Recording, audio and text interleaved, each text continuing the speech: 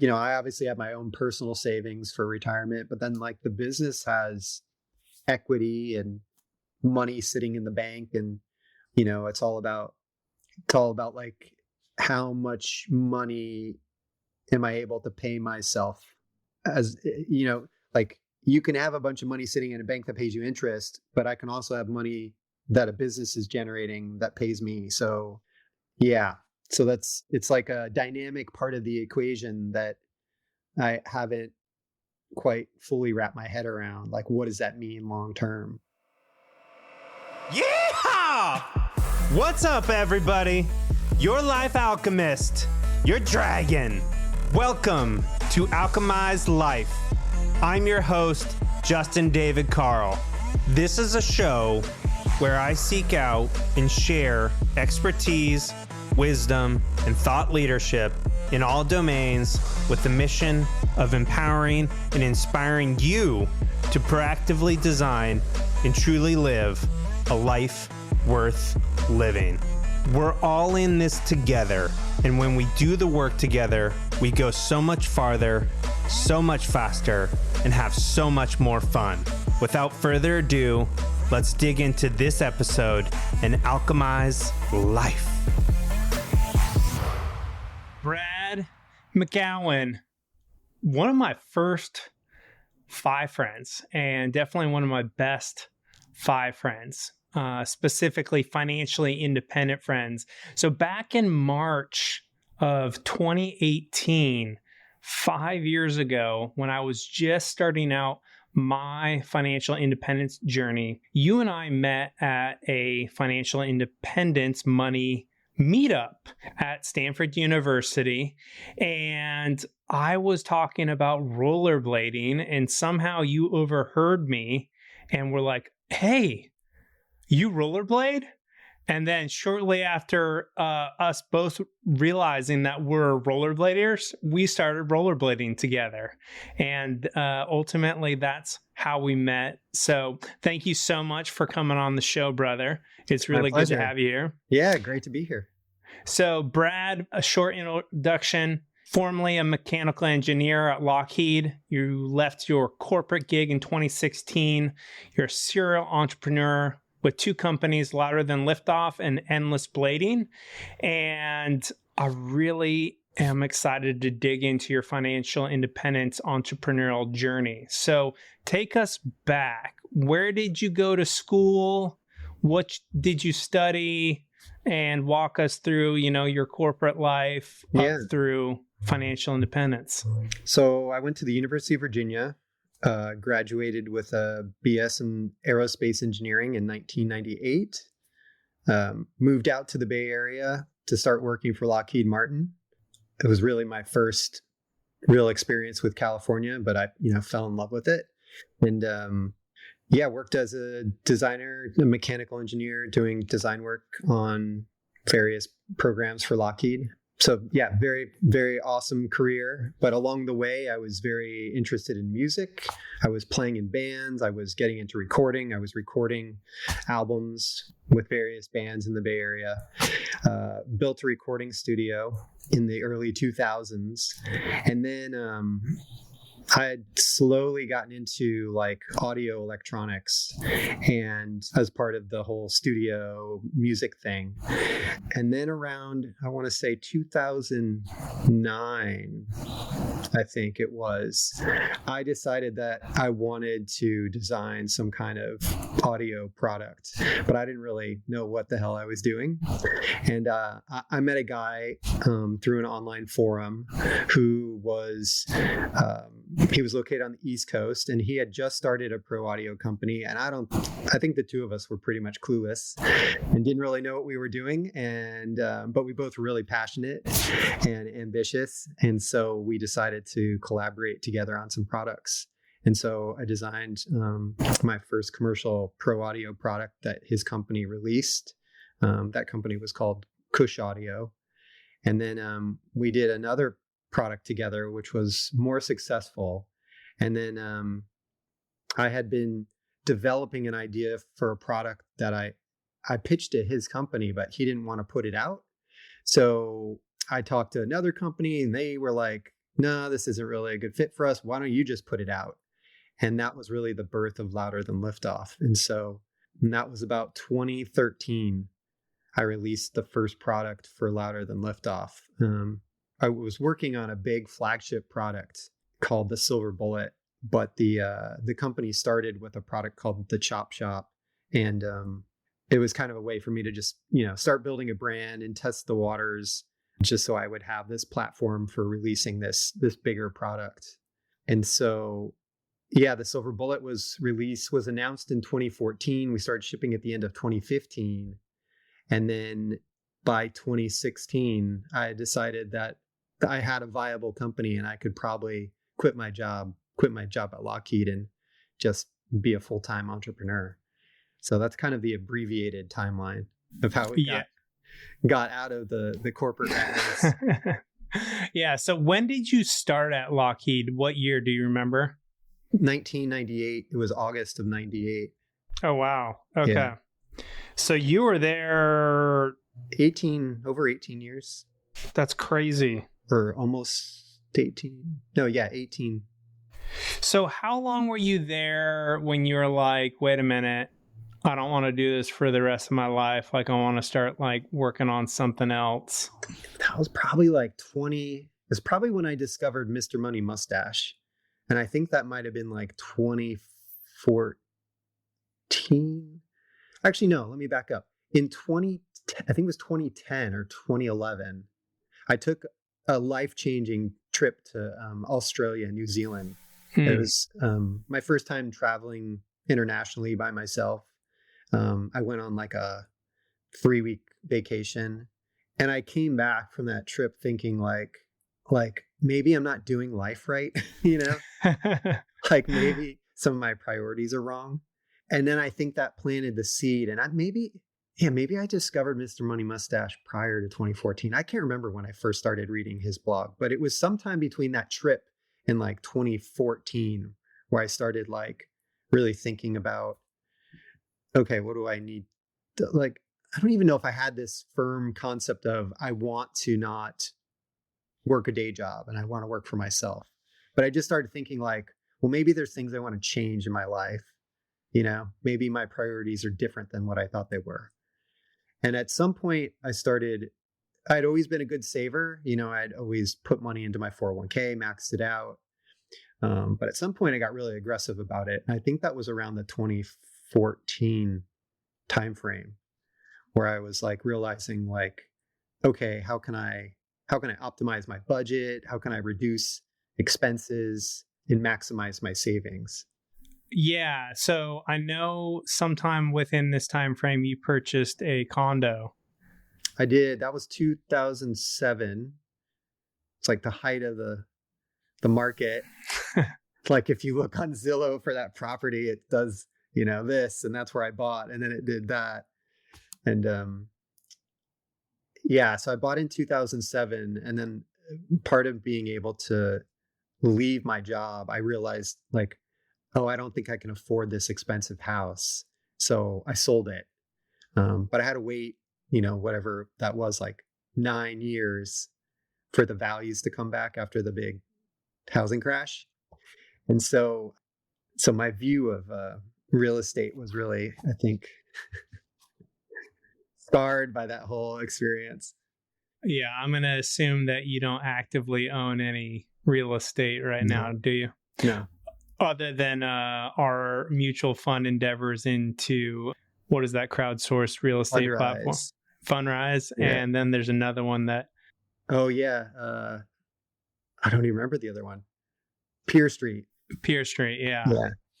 Which is, it's a fun way to be in real estate without really having to do any work and, have some diversification and just, feel like you're a part of the real estate world of investing. Okay. So what was it about Mr. Money Mustache? Was there a particular article? Like when was kind of like the aha moment? Like, wait a minute, if I get serious about my savings and, I can really transform my life and create a life that is more in line with, in your words, like doing life right. Yeah.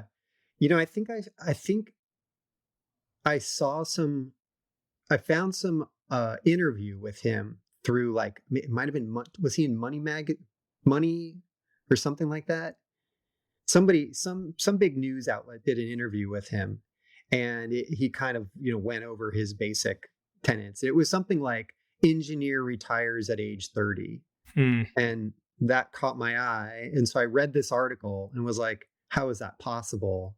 And then discovered his blog and started reading. And I think it was that same blog post that, that you often cite, which The shockingly simple math behind early retirement. Yeah. And being an engineer, I was just like, this guy's making a lot of sense. And like, this seems pretty obvious. And so, yeah, once I started, I think, kind of internalizing hey, there's two ways to make money. You can either like earn a lot more money or you can spend a lot less money.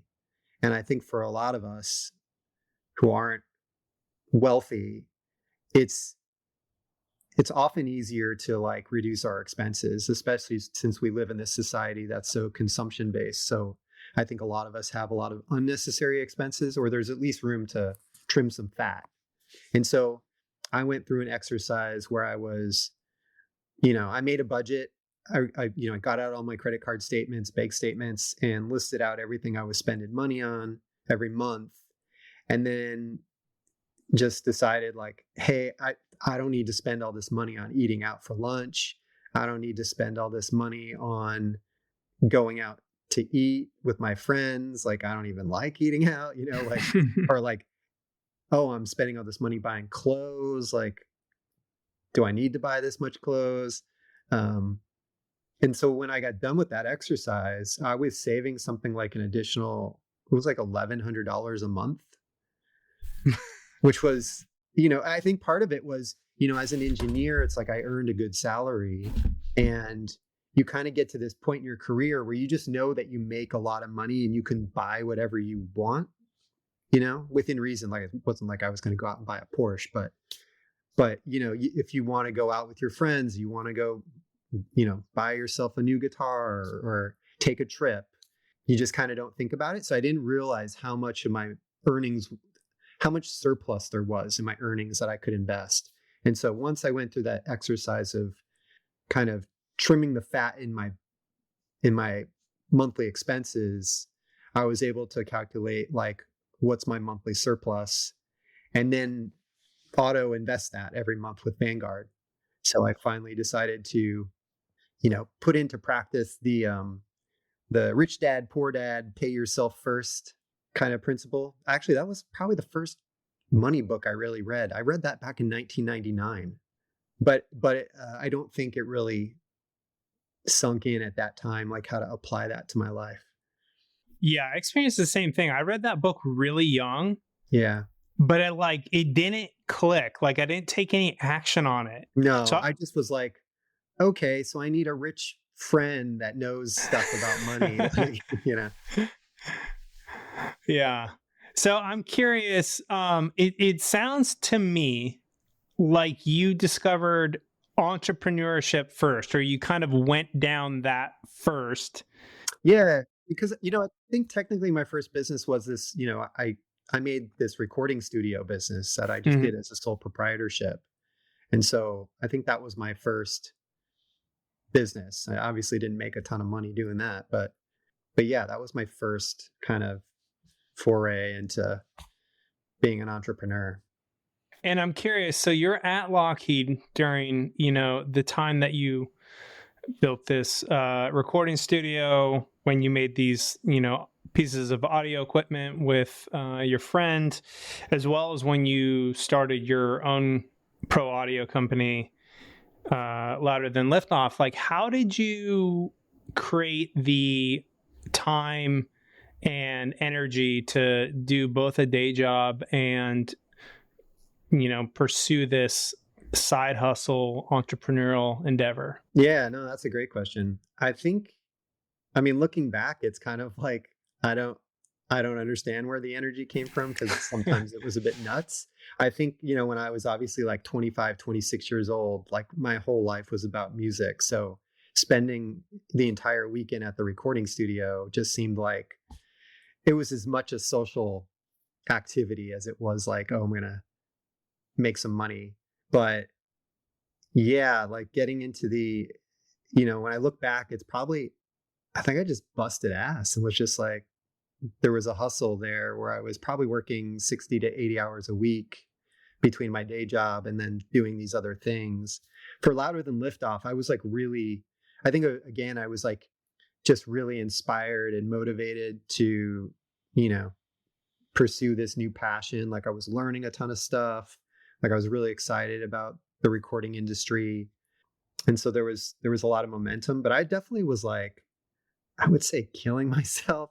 There was some burnout at times. Like I would pretty much come home from work, scarf down some food, and then sit in front of the computer until like my head hit the keyboard at midnight. And then I'd get up at, whatever, 6:30 in the morning and do it all over again. At some point though, I negotiated my hours at work where I was, at first I was like coming into work later. I would like work on my audio designs for a couple hours in the morning when I felt like I was in my prime creative space. And then just, I would go into work at 9:30 and then leave work at like 6:30 or something, or 7:00. Like I realized, oh, I can optimize the traffic commute game to get like another hour back in my life. And then, but yeah, that got to be, it was getting burnt out. So at a certain point I negotiated, reducing my hours down to 36 hours a week. And that was like a revelation for me. And that happened again, like after this, trip to Australia. And so this might've been, it was either 2013 or 2014. I might've done this. And just having the extra 4 hours was like, it was like breathing room, it was like, oh, I got a couple minutes where I can just like chill out. And then the following year I went down to 30 hours a week. So yeah. And so I took a pay cut, right? But it gave me enough time to really focus on these designs for Louder Than Liftoff. But then by 2015, I realized I was leaving some money on the table. So was it 2015 or 2016? Yeah, I went back up to full time because I realized like, oh, hey, like, this is like 12.5% of my salary I'm giving up here. I probably need that right now. So then I just decided to bust ass again. And then that all came to a head in 2016 where I was just like, I can't sustain this. Like I gotta just pick one job.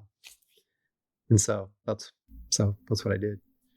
Yeah. So I'm curious, when you first moved down to 36 hours, did you take a pay cut or you just got reduced hours?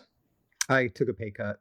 Okay. And then you took another pay cut when you went down to 30 hours or you were able. Okay. And then, so basically you spent like kind of like 2 years having more time to kind of build your business. Yeah. And then you went back to full time to kind of, continue to collect more money. Almost like it sounds like you probably got some momentum with your business Louder Than Liftoff. And then you're able to go back to Lockheed full time. And I'm guessing you probably had a much greater sense of how to run Louder Than Liftoff. So it didn't take you as much time and energy as it did the first couple years. Well, maybe. I think, all those moves coincided with the release of that flagship product, the Silver Bullet. So like from 2013 to end of 2015, we were in design and prototyping phase. And so it's like once the product launched, I wasn't spending all my time designing the product. So then I think that gave me some room to kind of reassess how I was spending my time, and obviously like where I was earning the money. Because at that point in that business, like I think we were selling maybe like 4 units a month, which is like nothing when I think about it. But it was basically a $2,000 product. So the company was making money, wasn't enough to pay me a salary so I could quit my job. But I remember thinking, hey, if I could sell 6 units a month and I sell my house, I think I could quit my job. And so I didn't actually quit at first. I took a leave of absence for 6 months. And so that was kind of like a trial run to see how that would work out. But once I was full time on Louder Than Liftoff, I was able to get a ton of stuff done and really get the company into like a rhythm where, I was generating more revenue where I actually could pay myself a salary. Yeah. Yeah. Can you share the profit margins on that $2,000 piece of equipment? I mean, they're in line with, I think, the rest of the pro audio industry. So it's typically like a 3 to 5x markup on the bill of materials. Gotcha. Yeah. Okay. So, up to that point, I had other products that were, less cost, and so I was generating all the revenue I was generating from selling the less expensive products went into funding, building a run of this expensive product. Gotcha. So basically Chop Shop gave you kind of the money to start to build the more expensive item, the higher ticket item. And you spent like 2 years designing the Silver Bullet. It was like 3 years. Yeah. Okay. Yeah. Because I started that in 2013 and it took until about 2016. Yeah. Like I started the company with about $22,000. It was money that I had earned and saved from doing the design for this company, Cush Audio. And then that was like the seed money for Louder Than Liftoff. Mm-hmm. And that allowed me to get Chop Shop off the ground and then start developing Silver Bullet. And then Silver Bullet, I found that there was a sweet spot where I wanted to do a run, of at least 50 units, but 100 units ended up being more of the sweet spot for just getting the costs down due to economies of scale. Yeah. But, building 100 of something that has, a BOM cost of, under $1,000 required some money. Yeah. So it took a while. So I'm curious, like, how did you actually get this manufactured? Like, where did it get, manufactured? Was it here in the US? Was it somewhere in Asia? Yeah, I was building stuff in the US. I was getting PCBs made overseas in China and then doing the assembly locally and then doing all the mechanical assembly and boxing myself. So I was like, putting stuff together and testing it and shipping it out. Mm-hmm.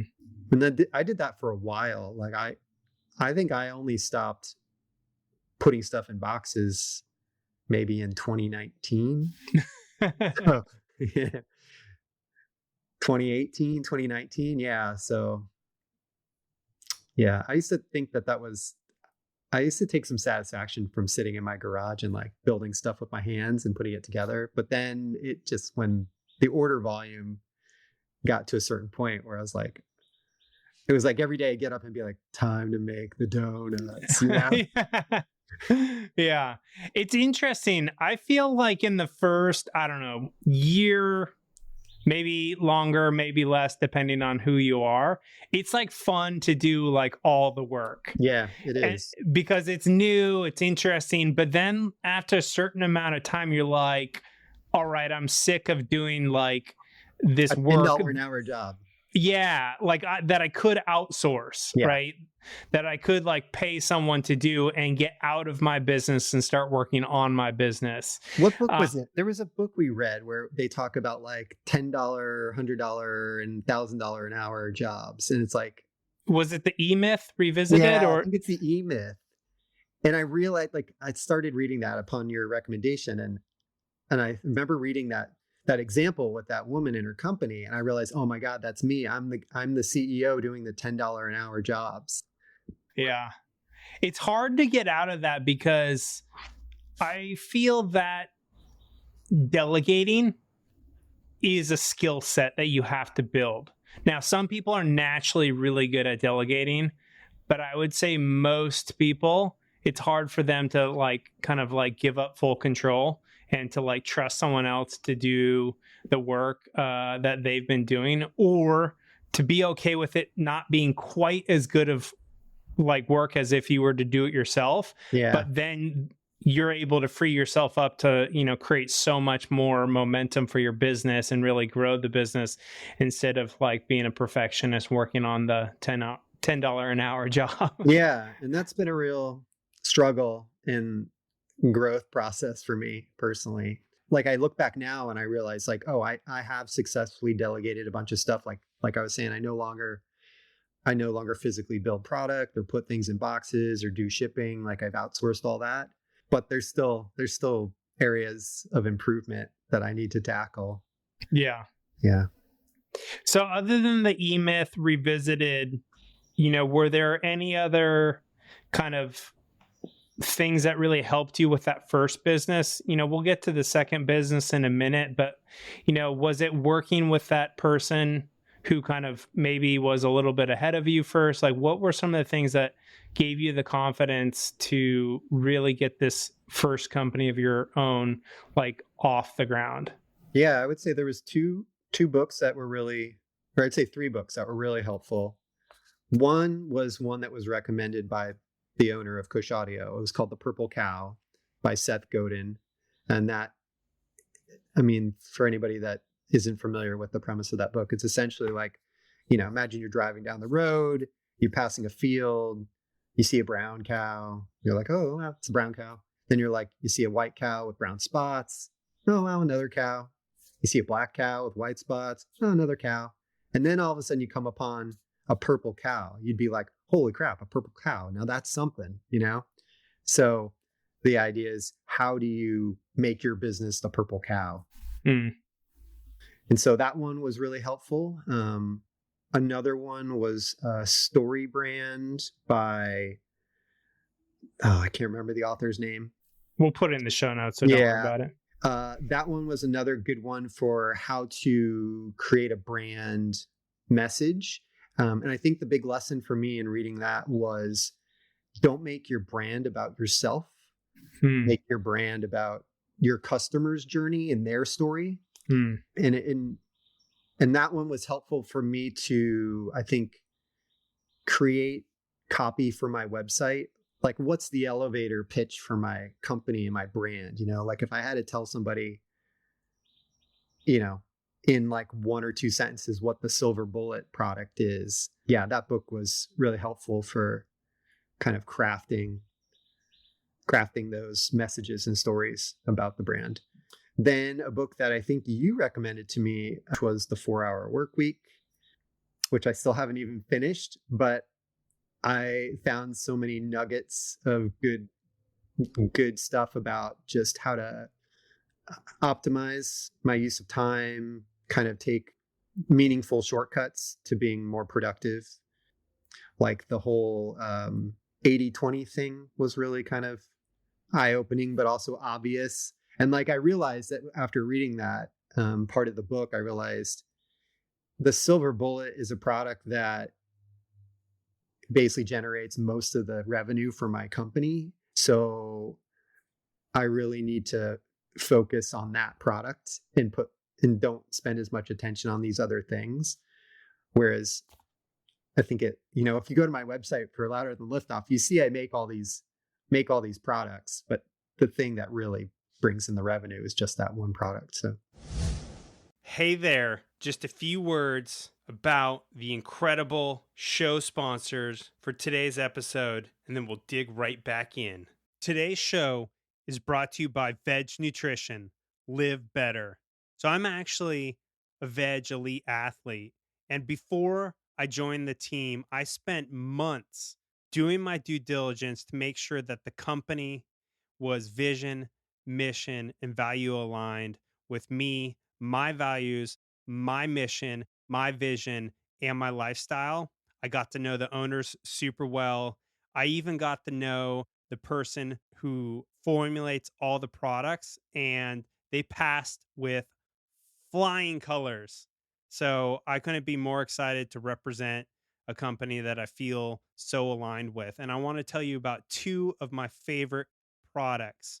The first is the veg pre workout. So when I first went vegan, or mostly vegan, the last thing for me to go fully vegan was finding a vegan pre workout that gave me the focus, the energy, and the power that I was looking for. And I can tell you, this is the best pre workout that I've ever had. It gives me incredible focus and energy. And what's probably the best is it leaves me with no crash after I take it, which is great. And the flavors are so freaking good. There's literally peach mango and a Patriot Pop that tastes like, the firecracker popsicles, cherry lemon lime flavor. They're literally so good that I can dry scoop them. And they just released a watermelon flavor for just in time for summer, and it's incredible. So that's the first product. The second product is arguably also my favorite, and that's the plant protein. Comes in three incredible flavors: chocolate peanut butter, vanilla ice cream, and cold brew coffee. Yep, you heard me. Cold brew coffee flavor. It tastes incredible, all three flavors, 25 grams of protein, fully organic, incredible ingredients, heavy metal tested, and it is my go-to post-workout. Make sure that I'm recovering and refueling and giving my muscles the protein that they need to rebuild for that next workout. So go to vegnutrition.com/dragon and try their full line of supplements, and you'll get 15% off. Or you can just use Dragon at checkout and you'll get 15% off. So that's vegnutrition.com/dragon to get 15% off. Veg Nutrition, live better. Yeah, in case the audience is unfamiliar with the 80/20 rule, it's basically 20% of your product or service generates 80% of your company's revenue. So it's identifying what is that 20%. And this applies really through even for non-entrepreneurs, but people who work corporate gigs. What is the 20% of work that you do in your corporate gig that empowers you to be like super effective and really valuable to the business? And then focusing on how do you do more of that 20% to increase that 80% value generation, like even more so. And that book was, that principle is really helpful to me too, because I realized in my own kind of corporate career, it's like, okay, the thing I'm really good at is pitching customers. So the number one thing I should be focused on is just like getting in front of customers and pitching as much as possible, because that is going to generate, all the performance that my company needs, ultimately, sales. And so like not focusing on all the other stuff. And it's very obvious in sales because it's like, okay, cool. Yeah. If I pitch more people, I'm going to win more business. But I think really anyone in any entrepreneurial endeavor or any corporate gig, you can start to recognize like, what is the 1 to 3 things that really move the needle? And then putting more time towards that. Yeah. Or if you have like, I think in corporate sales, like 20% of your customers generate 80% of the revenue. So focus your effort on building those 20% relationships. Yeah. Totally true too. Yeah. It's like, and it's so true. We did that at my company, Garden. We just like, okay, which of our customers generate the most revenue? And the funniest thing to me about that was the ones that generated the most income or revenue for us were the ones that were like the easiest and least time consuming. And the ones that generated the smallest amount of revenue were the ones that took the most freaking time. 20% of your customers create 80% of the problems. Like, yeah. No, it's true. It's so true. Yeah. All right. So let's talk about your next company, Endless Blading. How did that come about? That was an accident. Wasn't really an accident, but first and foremost, let's let the audience know what Endless Blading actually is. Okay, so Endless Blading is a company that makes inline skate or rollerblade frames. So it's the piece of the skate that the wheels attach to, that goes between the boot and the wheels. So me having a mechanical engineering design background, I thought this was probably 2018. We were obviously rollerblading a lot. We had a little posse we were skating around with, and I was starting to buy like a bunch of new skates. And so I thought, hey, I'm a designer. I can, this is just another bracket. Like doesn't need to go into space. So how hard can this be? So I made some skate frames for you and our other friends. And then I thought like, hey, maybe this is something other people might like. I'll just make a company that has 3 products. That's it. I have 3 designs, simple website. I'll sell it. I'll try and automate as much of it as possible using all the lessons learned from my other business. And then I legitimately thought, I was like, I think I could do like $20,000 in revenue, just like as like a little side per hustle. year. Per year. Yeah. I just wasn't thinking about it. And so that was end of 2019 that I was starting to just kind of casually get all this together just to do as a little side venture. And then, our mutual friend decided to share a picture of his skates on Reddit, and people were like, what is that? And then was that Cecil? That was Cecil. Oh, how cool. Yeah. And then he was like, I think you need to get your website online because people are going to want this. And so I started to, put some effort into it. And then it was a month later, lockdowns, pandemic. And then inline skating just blew up with everybody having all this free time and, wanting to exercise during lockdowns. So first run of products sold out, second run of products sold out, couldn't get more product. And that was because of supply chain shortages due to the pandemic, right? At that point, I don't think the supply chain stuff had really kicked in. It was more just, I think I think it was starting to have an effect, but it was more just like it takes a certain amount of time for the vendor to make the stuff and ship it to me. So I was like taking all the revenue and reinvesting it. And I did something smart, like really early on, is I sent free product to all my favorite rollerblading YouTubers and influencers who at the time, they weren't as big as they are now because rollerblading didn't have that massive boom. And so, yeah, it was like the whole world just embraced Endless all at once. And the demand was like overwhelming. So then I just was like, oh, I think we have a real business here. And then put a lot of energy into like creating additional products and trying to just, spread the word and do some social media marketing, which just consisted of me just connecting with like-minded skaters and sending them stuff to try. Yeah. And I want to just point this out for the audience because there's probably a lot of people that are like, how is there like such a big demand for like skate frames? Like, what's the difference? And one of the ways I kind of frame it for people pun intended, is just like you have like a road bike that has like really thin tires and kind of the ride is very different than, say, if you were on a mountain bike that had like a suspension system. The type of frames that you have, whether it's a 3-wheel setup, a 4-wheel setup, or even a 5-wheel setup, completely changes the ride of the rollerblading experience.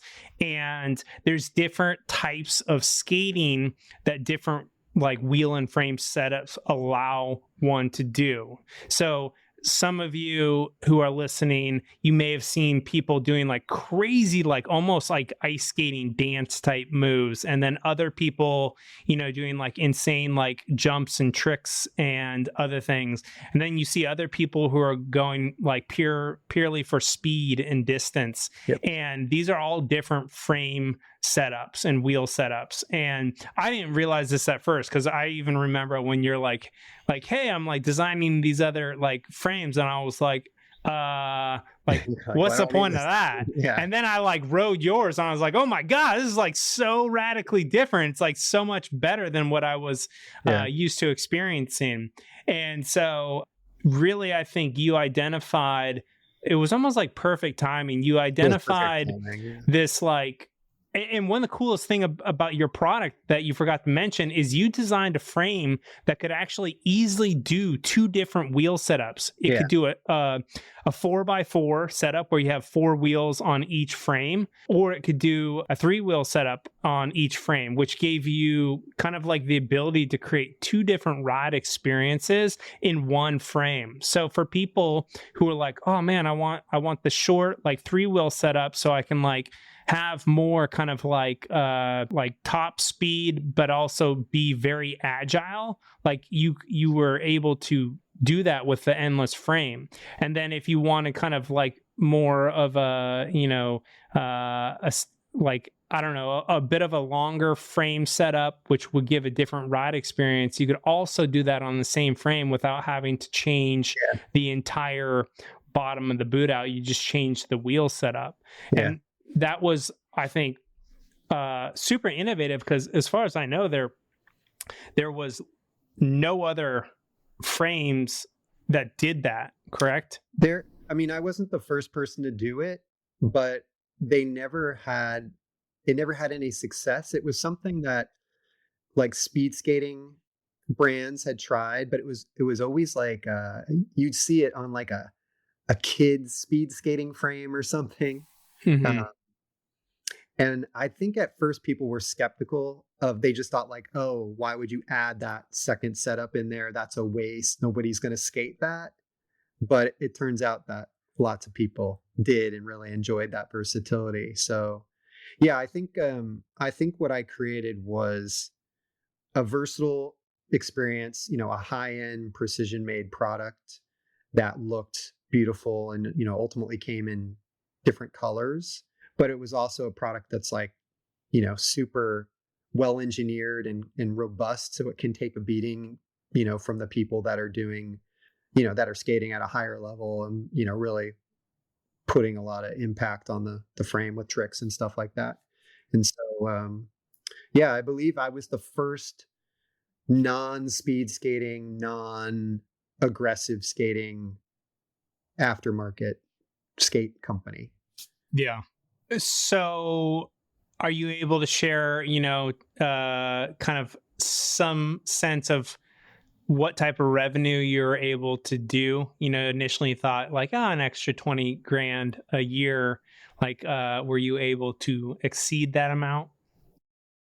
Yeah, I don't remember what it was the first year, but it was, the business has only been, we've only been in business since 2020, basically. First year was well beyond 20 grand. I want to say it might have been over 100 grand that first year, which was crazy. And now it's, revenue is many hundreds of thousands of dollars.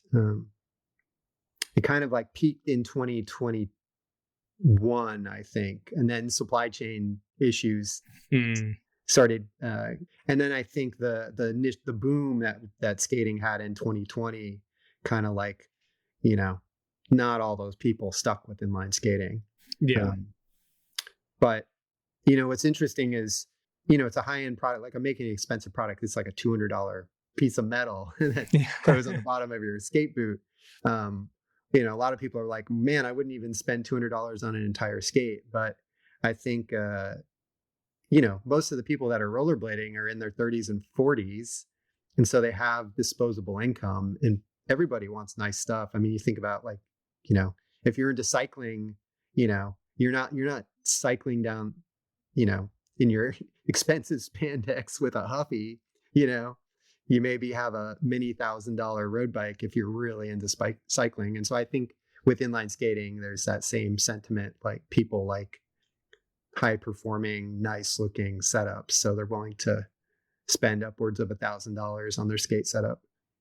Yeah, I think that's a really key principle of business, is identifying the most expensive product or service that the market will bear, because it's infinitely easier to sell, you know, 10 things that go for $200 a piece versus, you know, whatever the mathematical equipment equivalent of like something that's only 50 would be. Like you'd have to sell so many more. Yeah. And I think you're totally right. Is like when it comes to like sporting goods, most people sometime around their 30s or 40s, they hit a certain level of income where they're like, I want like my hobbies, my sporting hobbies, to be the best that they can be, because this is one of the things that brings me a lot of joy. So I'm like happy to invest in increasing the overall experience of that. And I think you did a really great job with both Endless and Louder Than Liftoff, as you kind of identified, you know, what is the highest purchase price that the market would bear. And you kind of made sure that you then backed up the products with the quality that would meet or exceed that cost for consumers. So in that sense, very, very savvy entrepreneur, Brad, you are. I don't know about that. One thing I will say is that surprised me was that I never envisioned that I would have repeat customers. I kind of thought it was like, I'll acquire a customer, they'll buy the product, and then they'll just own one endless product. But what I've found is actually people, every time I put out a new product, they go buy more skates and then add my frames to their skates. So I never really expected up front that there would be people that would own like 3, 4, 5 sets of my frames. But yeah.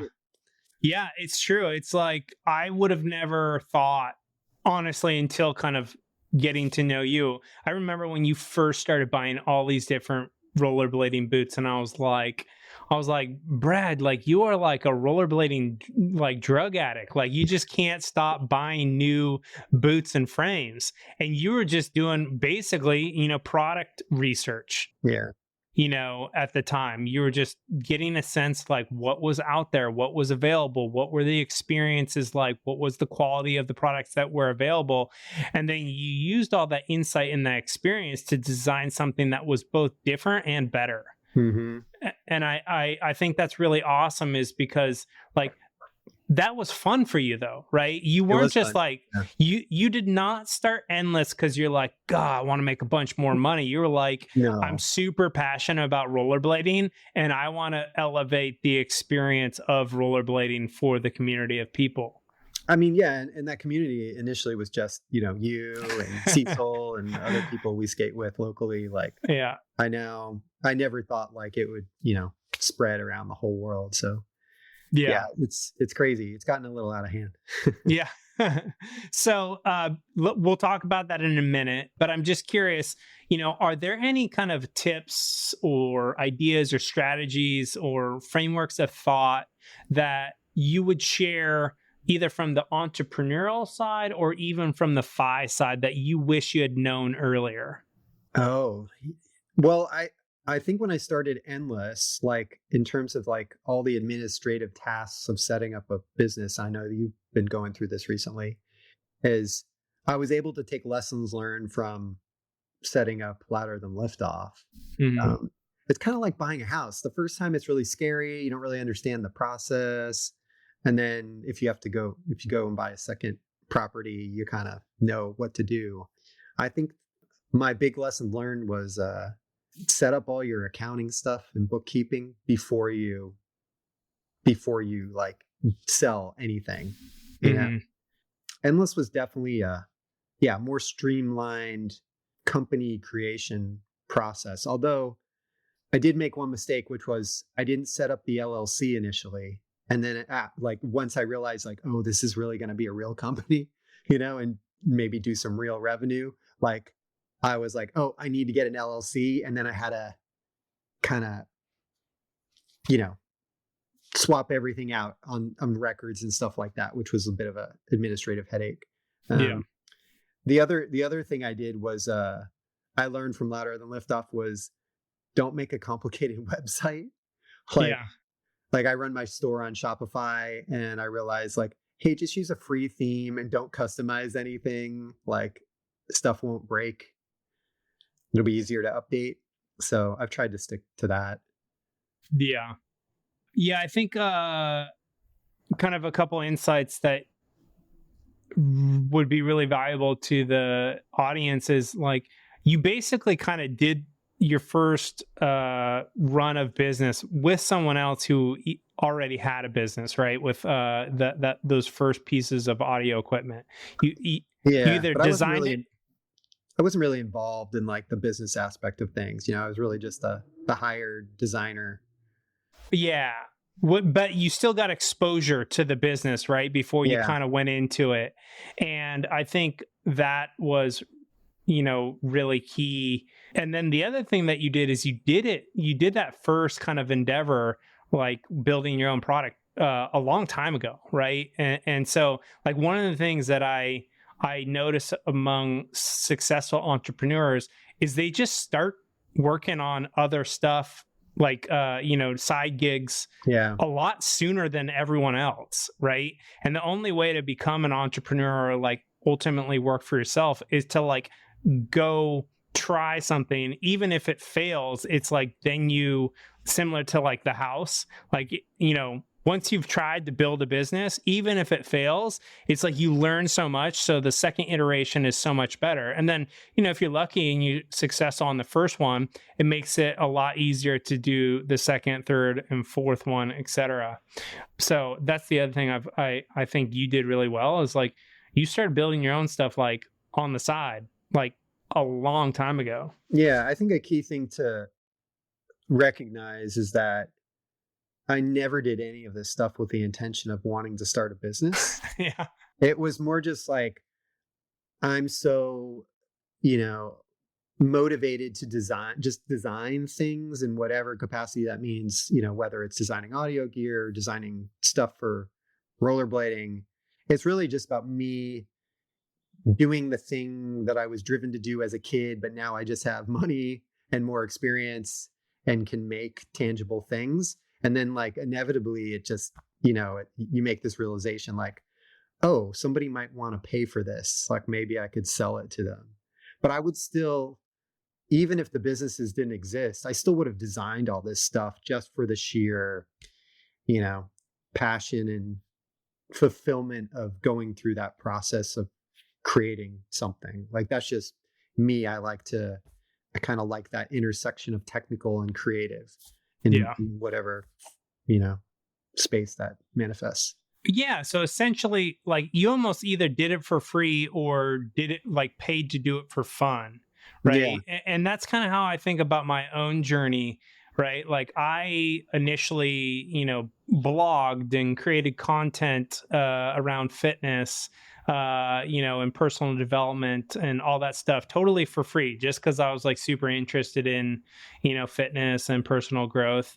And then eventually, was able to get that first like, sponsor, nutrition company sponsor to sponsor me as like a fitness athlete. And I used to coach people on money and fitness for free for years before I started my own coaching business.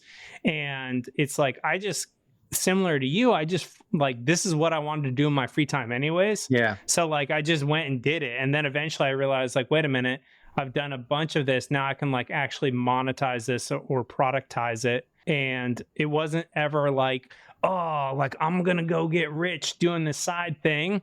It was more like, how do I do more of the stuff that I love?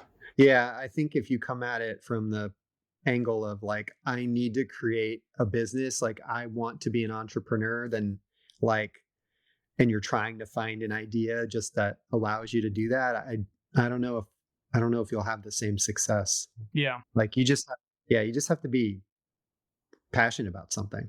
Yeah. And I know it's possible. I know plenty of people who've started side hustles just to make more money.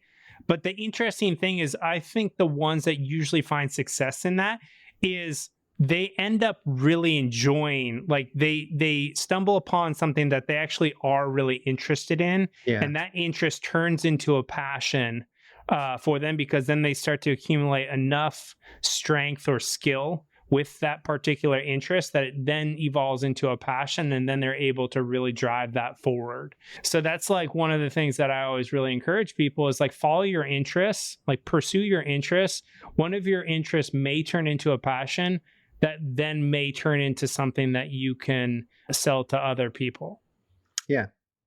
I mean, if I had to do it all over again, I think one thing I've learned here, this is going to be weird to say, but I don't think I like being like a business person. Like I don't find enjoyment from like running the company. Yeah. You know, like I think if I were to do it all over again, I think I'd rather just be like the silent partner that does the cool design work, and then I just collect a check. Yeah. You know, like I don't really want to run companies anymore. Yeah. So let's talk about that. Right now you got two companies. Yeah. And you're basically the, CEO founder and running a bunch of different things. And I know off air you're kind of like, wait a minute, what am I doing? How did I end up with like two companies?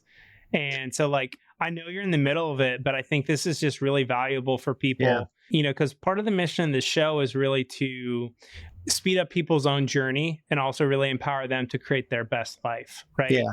And so I know for myself, like there's a lot of operational stuff that I just have zero interest in doing.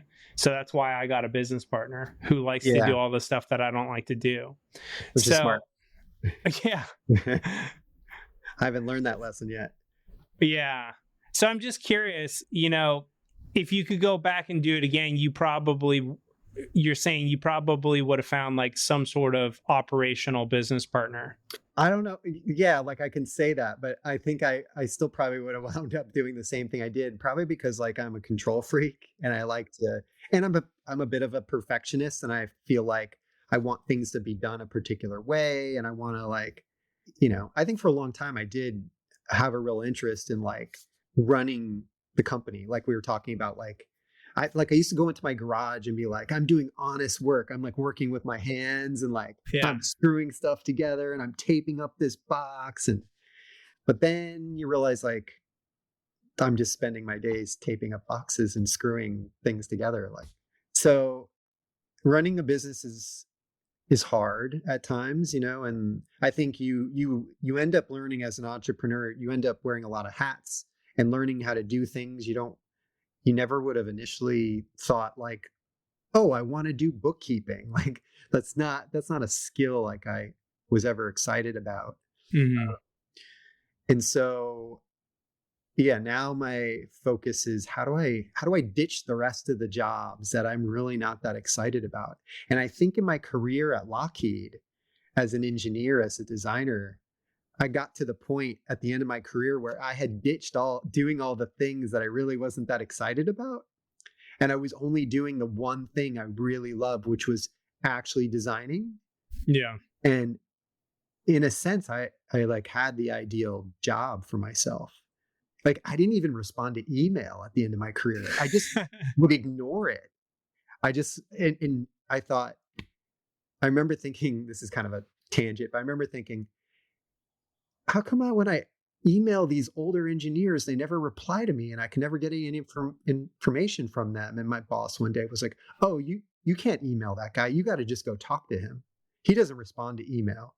And then like fast forward a few years later, I was like, I'm tired of responding to email. I'm just not going to do it. If somebody needs to talk to me, they can like show up in person and we'll have a conversation. I'll give them the information they need. And that actually worked. Yeah. So I shed in that career path, I ultimately shed all the things I was not that excited about doing. And I think with my businesses, I'm still on that journey. Whereas like for me, the one thing I spend a lot of time doing is that I hate is bookkeeping. Yeah. And I mean, the obvious question is that like any of your viewers is probably thinking is, well, duh, just hire an accountant and a bookkeeper. And it's like, I know this, but like it hasn't happened because you have to turn over control. You have to like get somebody up to speed on like all your processes. And that's like an investment of time. So yeah. It takes time to build infrastructure. Yeah. But then once you build it, then you can like step away. So it's kind of like the same principle in a sense, like, with financial independence. You have to spend time kind of building that like nest egg or that snowball of like invested money.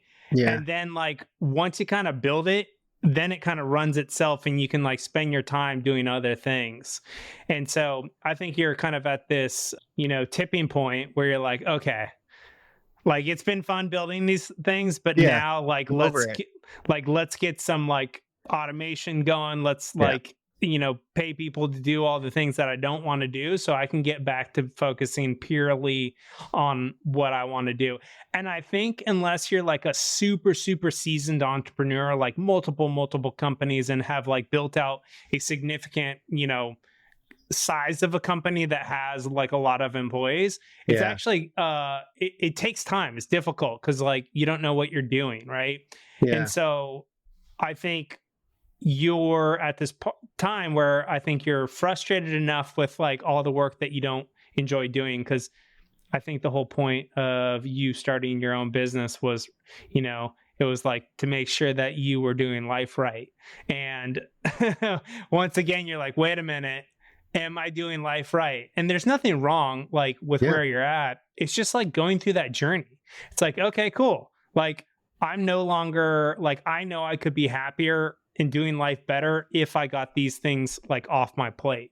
So then it's just like starting to, go through the time and effort to offload those. But it's not easy. I mean, I'm also like consider myself a recovering perfectionist, and it's like really hard for me to like outsource work because I'm like, if they don't do it as good as me, then I'm like annoyed and frustrated. Yeah.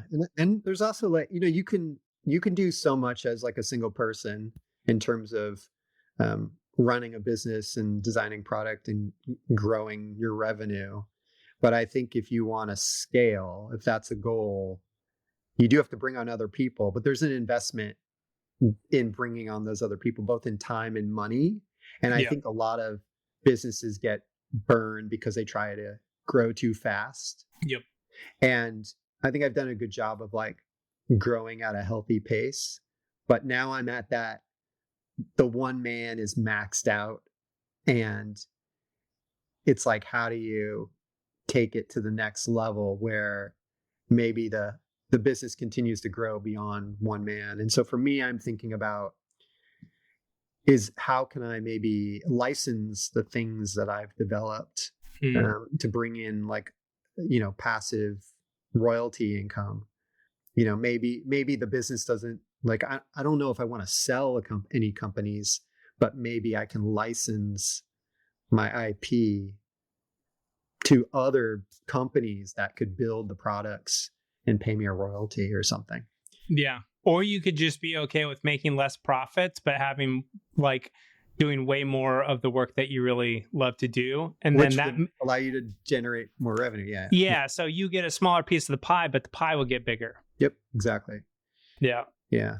So that's what I've been thinking about. So yeah, it's having two companies is not a smart wasn't a smart thing to do, but it's like I will say in hindsight, I felt very fortunate during the supply chain shortages of 2021 and 2022, having two diverse revenue streams in totally separate industries. It felt really good because while like I literally could not build any of my audio products because of part shortages, I was able to make skate frames, and that company was able to do like really good revenue. So I didn't feel any financial stress of, oh, maybe I'm not going to be able to pay myself this month. Which, like, in full transparency, Brad is financially independent. So it's like you're similar to me, as in like in the sense that I don't like to not be earning money. But truthfully, both of us are okay if we stop earning money. And yeah, for some period of time, I think so. Yeah. Yeah. And so that's, I think you and I are fairly risk averse. So I think having like multiple redundancies just makes us feel more secure, happier with life. And I really hear you on the whole reason I started my podcast, and not the whole reason, a driving factor in starting my podcast and my fitness and money coaching program is, because COVID almost wiped out my Stanford startup garden. Like we literally lost like 85% of our revenue in like a couple months. And I was like, what the hell? Like I never want to have all my eggs in one basket again, like in terms of income generation. And so that was a huge driving factor for me. So I really feel you on having like diversified like income sources. That is just makes you just be like, oh, okay, cool. If one blows up, like I got another one. Yeah. It's good to have that redundancy. Yeah.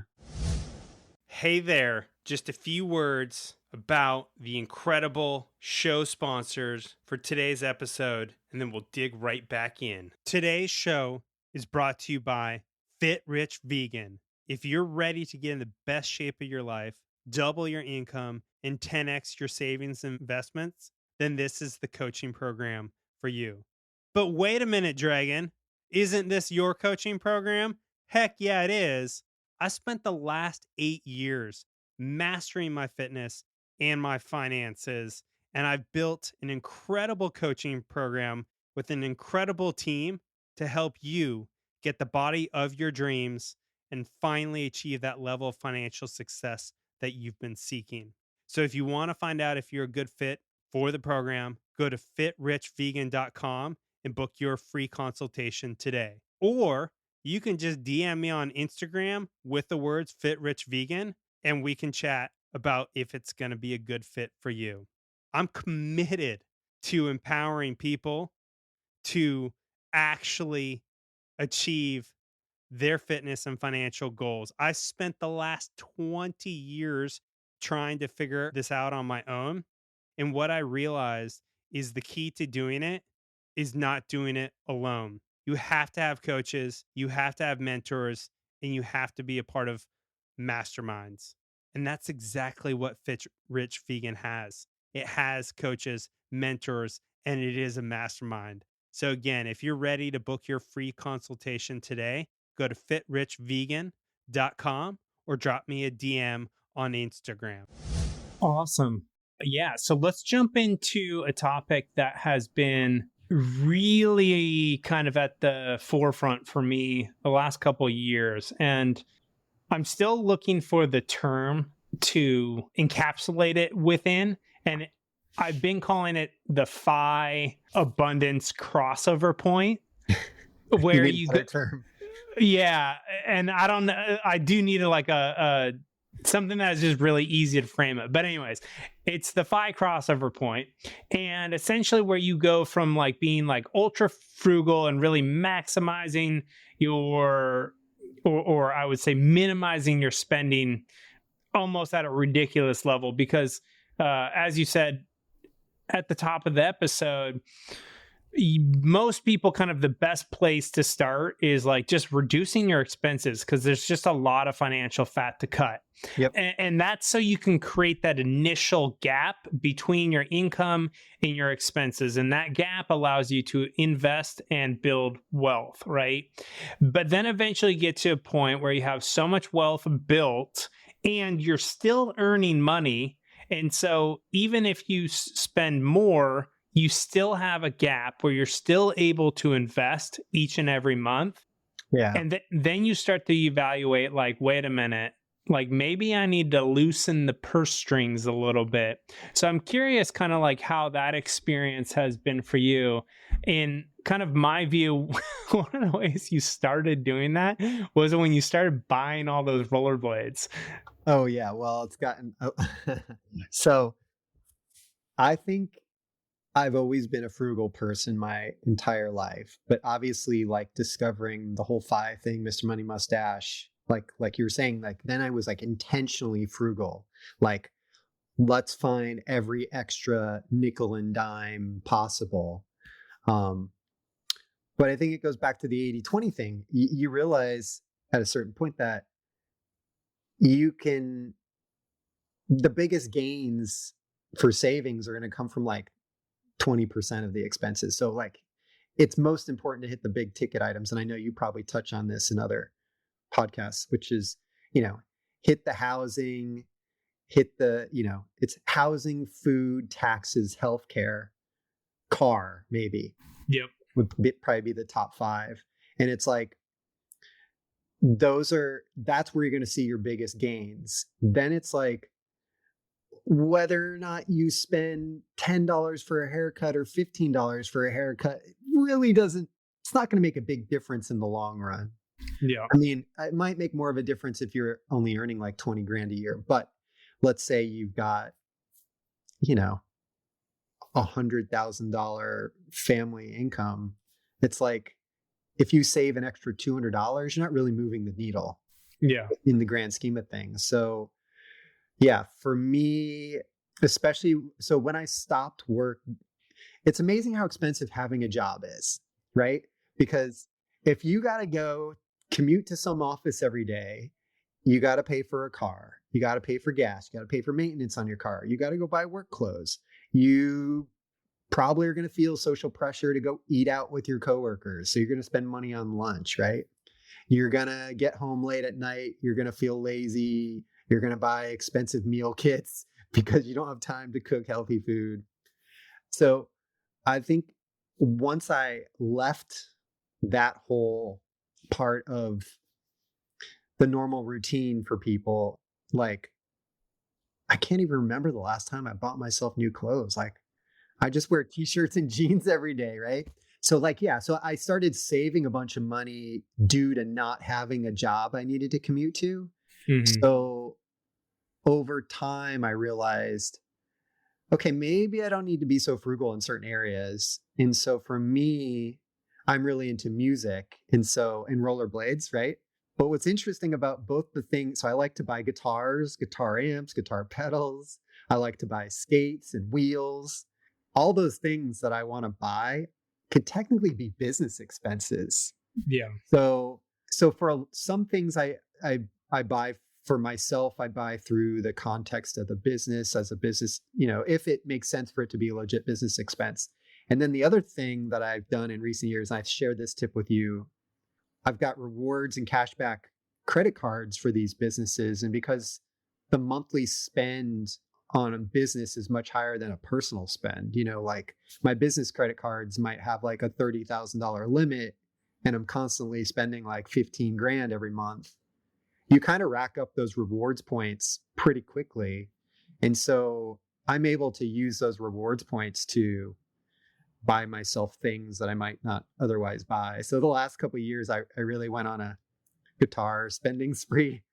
I mean, I know you feel the same way. It's like, if you're into something gives you joy, like buy the nice thing, I haven't descended into any like unchecked consumerism. I don't go eat out every day for lunch, or I'm not spending money on a bunch of, I don't know, subscription services or something that I just don't even pay attention to.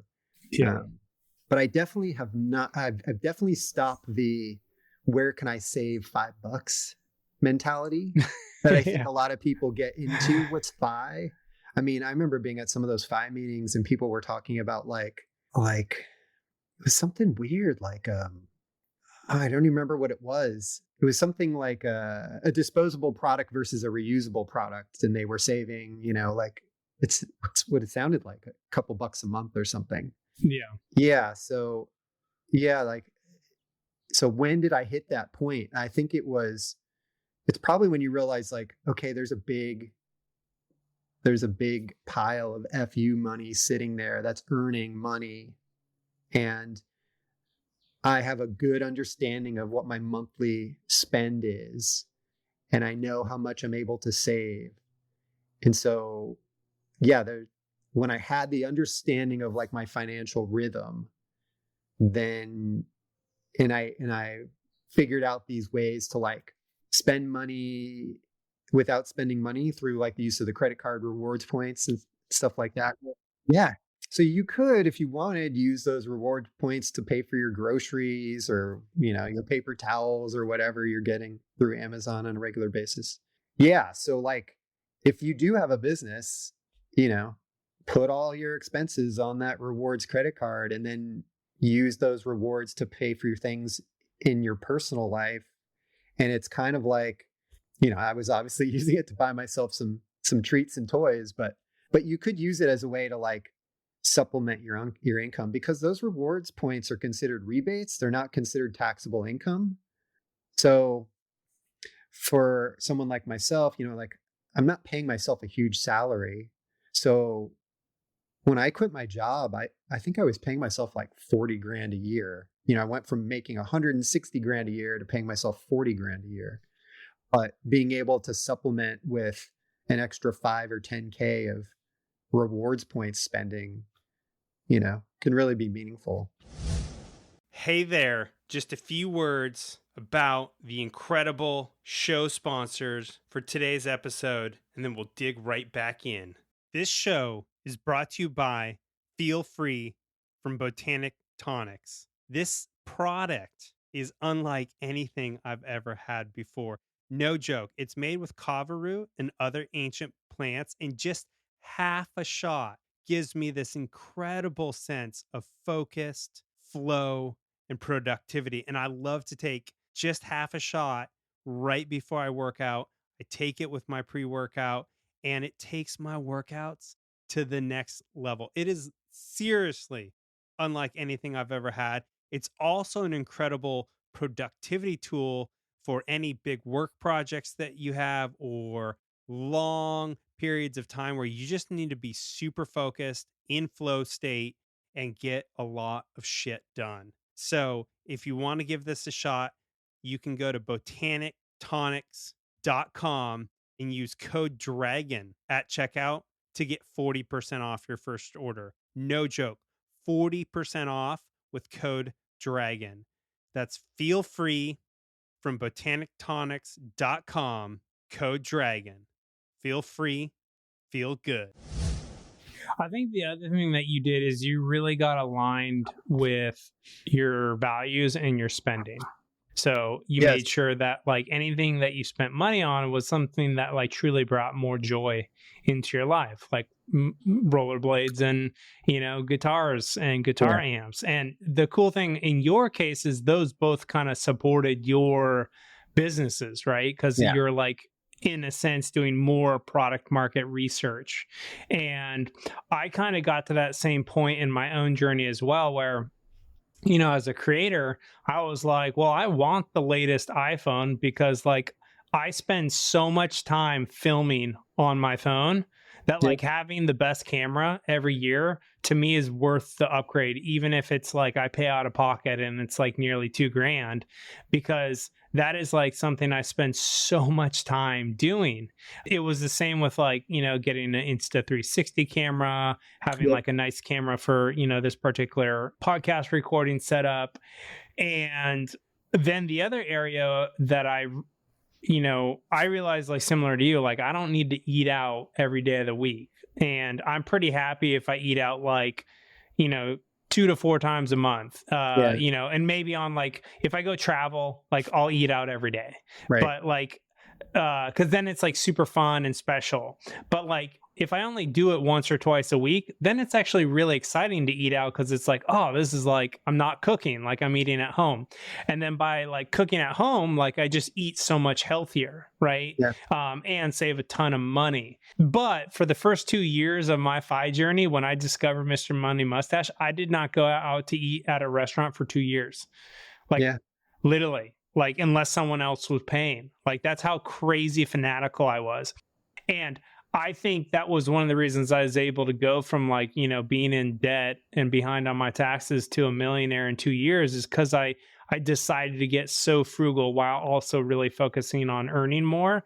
But then I got to this point where I was like, wait a minute, like, okay, similar to you, like, I had really optimized my biggest expenses. So I had really low rent, and I sold my Range Rover and got a Prius, and I really focused on, just eating at home most of the time. And then I also focused on just earning as much money as possible. So that, like, that gap that I was talking about just like got really, really big. So I was able to sock away a ton of money. Yeah. But over the last, like, I don't know, 2 years, I've really just realized that, like, wait a minute, like, unless I'm a total, like, fool, I'm never going to run out of money. No, yeah, right. Like, unless I just start being a total jackass with my spending, I will never run out of money. So how can I start to increase the quality of my life that is in line with my values while still continuing to build my wealth? And there's this, like, thing that I've realized that you can do is you can totally increase your overall kind of like lifestyle quality.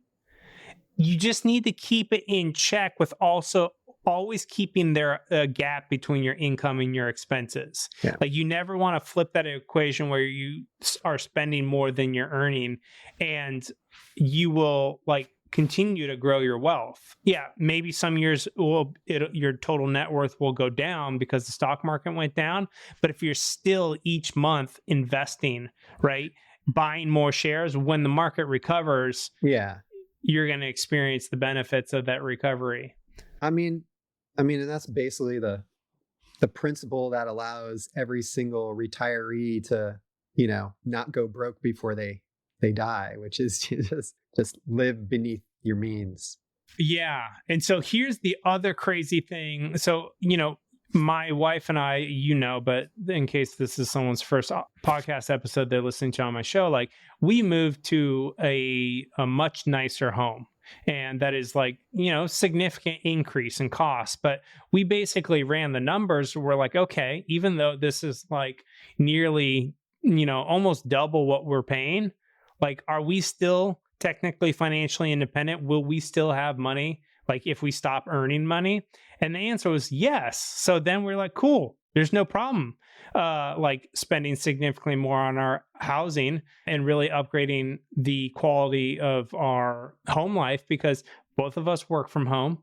So, like, it's, in terms of really improving, like, our overall life experience, it was, like, totally worth the investment. I'll be honest though, the first few months, just knowing that we were paying so much more, like, it was super stressful. I had to, like, get used to it. And now I'm, like, totally fine. I'm basically 6 months in, but the first 3 months I was like, this is freaking me out. I'm just not used to spending this much money on my housing. Well, what's funny is, like, I think anybody that goes and purchases a home goes through that same experience, because as renters, it's easy to be like, I will never feel comfortable paying more than X in rent. But yet, for most Americans, it's like, if you're going to jump to being a homeowner, for some reason, the comfort level goes up to spending more money because you think you're owning something. Yeah. And that was a big thing that my wife and I had to think through is because, like, we live in the Bay Area. Purchasing a home here is very expensive. Like, Yeah, it's we're multimillionaires, but to not have millionaire enough. exactly, but to have the house that we live in now, like the quality Oh, level, yeah, like it'd be like $8,000 a month. it would be a lot of freaking money. It Yeah. would probably be a $2 or $3 million home. And then we would no longer be financially independent, or we'd own a home, but we would have like no financial cushion. Yeah. And so we just decided for ourselves, like, hey, being financially free, financially independent is more important than owning a home. Now, does that mean we're not going to continue to build our wealth and get to a point where we can buy our dream home outright? Absolutely. But we're being super patient, right? Yeah. And we're getting the best of both worlds. We live in a really nice home in a beautiful area. We're just not like being done with our money and spending beyond our means. Yeah. And the other thing I just have to share with you, this is brand new for me. So I'm in the middle of reading this book called Die with Zero. And Okay. I just have to share this with you because it has really unlocked my mind and how I think about the financial independence journey. So one of the kind of things that he presents is like, what is the point to only living off of your interest? As most kind of like financially independent people in the FI community do. It's like, I'm only going to live off the And interest. we know someone that does that. Yeah. But here's the crazy thing. Almost like all of us in the FI community, we don't spend a lot of money per year. No. So like we would never burn down that pile of money before we pass away. Because like, our cost of living, unless we, again, just started being total jackasses with our spending, right? Or you do the thing which some people try and do, which is, retire when they're 28 with $250,000 in savings. Yeah. Like that part of the whole FI movement, I think is a little dumb. What do they call that? What's the opposite of fat fire? What do they call that? Oh, lean fire. Lean fire. I think I've decided that fat fire is the way to go. Yeah. Yeah. So here's where I'm starting to switch. Like, though there is some point to, leaving some money behind for family and kids or whatever, or donating to charity. Yeah. I think you can still leave money for your kids and, donate to charity, but you can also spend down a lot more of the principal to improve your total quality of life. Yeah. And I don't know when that inflection point for me will be, like when I'm like, okay, cool, now I'm okay starting to spend down the principal. But now I've unlocked myself from the like, I can only live off the interest for the rest of my life. So now it's like, okay, at some point I'm going to hit another crossover point where I'm okay starting to spend down the principal, because I know unless life becomes like infinite, where you can just live for hundreds and hundreds of years, I will never run out of money before I pass away. And so that thought of knowing that, like, wait a minute, I have way more runway than I really think I do. Yeah. Because the thing that I think most FI people do is like, well, I can only live off 4% because of the 4% rule of thumb. I can only live off 4% of my investments. Or 2.5%. Or 2.5%. Yeah. But they're not factoring in that like the principal is sometimes, in some cases, multiple millions of dollars. And these people are literally maybe spending 40 to 80 grand a year. Yeah. Like, you know what I mean? And that money is going to continue to earn interest. So let's say, like, they live off of, call it 40 grand, and, they have to sell some to make up the difference, to hit their 60 grand cost of living. They're still only spending down 20,000 per year of that $1 million, which is going to last them for decades. Yeah. Right? Assuming we don't have a total collapse of civilization. Yeah, but then we all have much bigger problems than money, right? Yeah. So that's the other thing I've been thinking about lately. my goal is to get the guy on the show who wrote the book, because it's a really interesting principle. But I just think it's a fun experience to go from kind of like being ultra frugal to like, how do I, instead of focusing on net worth, focusing on net fulfillment. Oh, that's a good way to look at it. Yeah. Yeah. And I stole that idea from the author. Oh, interesting. Yeah. Yeah, you can't take it with you. So correct. yeah. I also think about, and I think we've talked about this in the past, I think more about cash flow these days than about net worth. And like as a business owner, it's, I obviously have my own personal savings for retirement, but then like the business has equity and money sitting in the bank, and it's all about like how much money am I able to pay myself, as like you can have a bunch of money sitting in a bank that pays you interest, but I can also have money that a business is generating that pays me. So yeah, so it's like a dynamic part of the equation that I haven't quite fully wrapped my head around. Like, what does that mean long term? Yeah. And that's the cool thing about entrepreneurship, right? Is most people who are able to achieve financial independence are not going to just stop working for the rest of their life. At some point, they're going to create, in our case, like we've created additional businesses that generate money, right? Yeah. Now, in the beginning, these businesses aren't going to support our annual cost of living, but at some point they are. And hopefully. then they're going to start to like create an additional surplus, right? And so that's why I like to like think through, there's actually multiple redundancies, right? It's like, cool, I have a business that I love that is earning money, and I also have plenty of money invested that throws off interest every year, right? And then currently for me right now, I still have a W-2, so I'm getting like, and it very like in a sense, like I've already started down the kind of on real estate side too. So then you have money coming from real estate, then you have money coming from entrepreneurship and a W-2 plus the the principal. It's like you're so well protected that like you can really have confidence that you can spend in ways that increase the overall quality of your life and not worry about like, oh, am I going to run out of money? Yeah, but you do have to find some way to analyze all that to determine what's the level at which you can spend money. Yeah, and I don't know.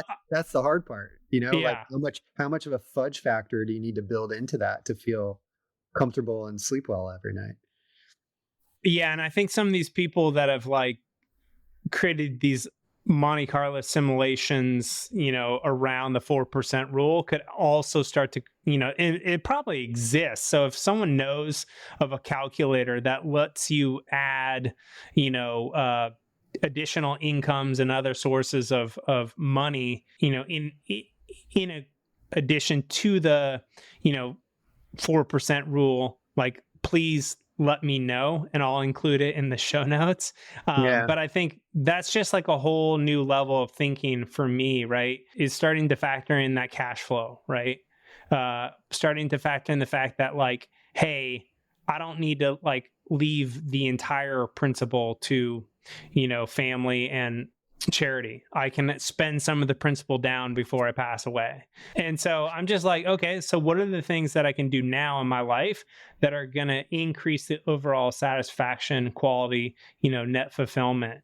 And I don't know yet. I'm still like in the research phase, but I highly recommend both Brad, you read that book, That Was Zero, and then, the audience members who have reached at least a certain level of financial independence. You don't need to be completely financially independent.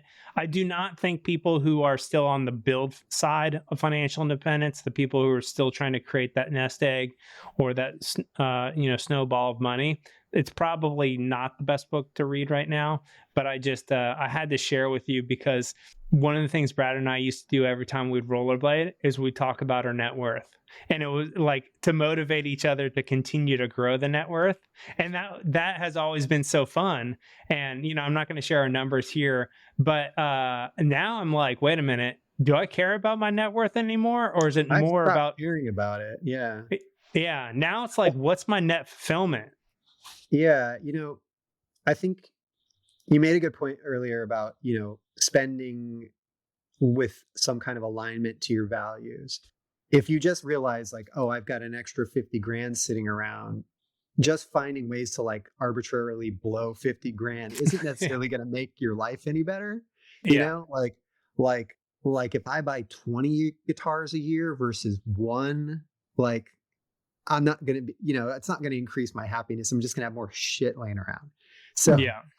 So I think for me, the thing that I think maybe I want to spend money on, and I think you probably feel the same way, is, oh yeah, how do we buy that $3 million home or in this really expensive, nice area of the country? And so in that sense, like we do need to still earn some money and save some money. Yeah. That's one thing, but also other things for both myself and you to consider and the audience members as well is like, what are the experiences that we want to create for ourselves now, right? Yeah. Because, for example, traveling to different places in the world right now at, both of you and I are in our 40s is much different than traveling to a place in our 80s, right? Like, it's just like, you just can't do as much, right? Yeah. And that's something I've been thinking through is like, what are the experiences or memories that I want to create that like really I can only do in my 40s or 50s, and that when I get to like, or maybe my 60s depending on how I age, but when I get to like my 70s and 80s, that it's just like not even like interesting to do anymore. So I don't have the answer, but I just wanted to like present it to you and then also present it to the audience because, you and I have a lot of 5 friends, many of which who probably listen to this podcast and have been living a very frugal life for a while. But at some point you have to start to really do a deeper analysis of your net fulfillment versus net worth chasing. Yeah. Like, if you shave 3 months off your FI journey, like, but you're giving up a lot of comfort, for lack of a better word, like, yeah, hit the big ticket items and then, spend your money on the things that make your life fulfilling. Yeah. Awesome. Well, are there any other topics or ideas or things that you really want to cover? I don't know. It's okay if there's not. We can wrap this down. I just wanted to, I know we've gone for a while. There's a bunch of, awesome entrepreneurial and 5 things that we covered. I guess, are there any closing words, either thoughts that you'd like to leave with the audience, requests that people go out and do? I would say, I don't think you need to have it all figured out. Like, I feel like I've never had some like grand plan. There's never been like any point where I felt like I was totally on top of everything. Like, I feel like I'm just living, being my authentic self, like doing the best I can, like learning and figuring out as I go along. But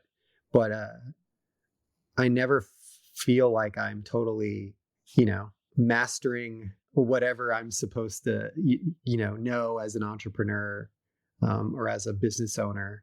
And I think it's okay to just realize like there's a whole bunch of stuff you can just not feel good at or feel like you don't, you're not an expert in, and like, just have faith in yourself that you'll figure out the things you need to figure out and just have fun and do things that are fulfilling. Yeah. Yeah. I think you're really a shining example of someone who was, even maybe you were afraid to go, work on that first piece of audio equipment. Like you just tried and you figured it out along the way, and then you tried to get a company to make that first product, and then they said no. Like, why don't you do it? And then you just went and did it, and you just gotta do. You just gotta do stuff. Like, you're never gonna have all your ducks in a row, I guess is my point. You just gotta do it, and just incrementally evolve things. Like, don't expect to like have it all planned out in advance, and then you're just gonna launch this perfect thing. Like, if you got a product idea, just make something and just keep iterating and evolving. Yeah, learn by doing. It's like literally the best way to learn in my opinion.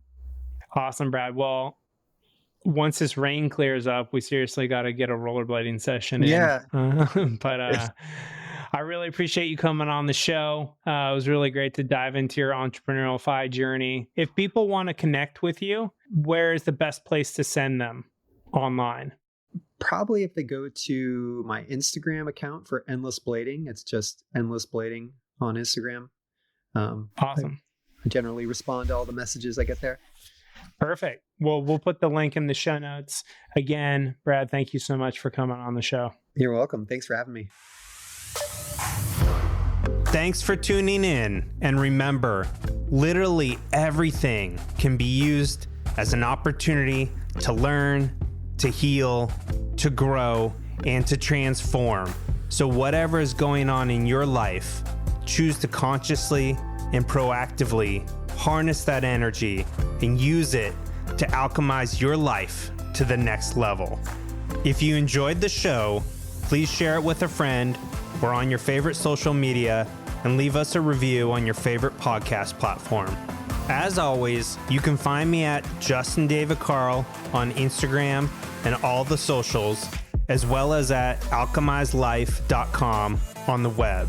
Until the next time, sending you lots of energy and plenty of dragon magic.